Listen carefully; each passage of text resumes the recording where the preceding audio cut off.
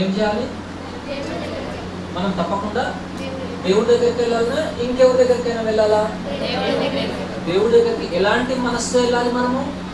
ఆయన నా ప్రార్థన వింటాడు.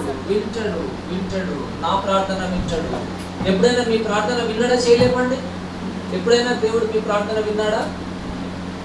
ఆలోచిస్తున్నారు లేపడానికంటే విన్నాడో వినలేదో అర్థం కాలేదు కదా మీకు. ఇంకా అయితే చేయలేని వాళ్ళను I want to ask a question. ఏమేమి విన్నాడు చెప్తారా? రేపు రాసుకురండి పేపర్. ఓకే, ఇప్పుడు చెప్పాలంటే సడన్గా కొన్ని గుర్తుకు రావు. రేపు రాసుకొని రండి. దేవుడు అన్న రేపు అందరితో చూసినాకనే నేను మీ సెషన్ స్టార్ట్ చేస్తాను. ఓకేనా?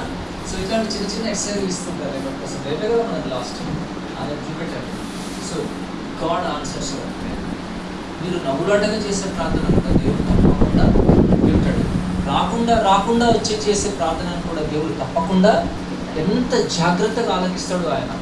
కాబట్టి అంటే ఆయనకి ఎన్ని పనులున్నా మన ప్రార్థన వైపు తప్పకుండా దృష్టి పెడతాడు. అంటే మనం ఎంత ప్రాముఖ్యమైనది, మనం ఆయనకు చాలా ప్రాముఖ్యమైనటువంటి వాళ్ళమా కాదా? చెప్పండి గట్టిగా. మరి ఆయన అంత ప్రాముఖ్యత మనకి ఇస్తున్నప్పుడు మనం ఎంత ప్రయారిటీ ఇస్తున్నాం ఆయనకి? ఇస్తున్నామో చెప్పండి. ద ఫస్ట్ ప్రయారిటీ ఇస్తున్నామా లేదా? ఇస్తలేము. దేనికి ఇస్తున్నాం మన ఫస్ట్ ప్రయారిటీ? మనం చాలా విషయాలకు ఇస్తున్నాం. ఆయన తప్ప అన్నిటికి ఇస్తున్నాం మనం కదా.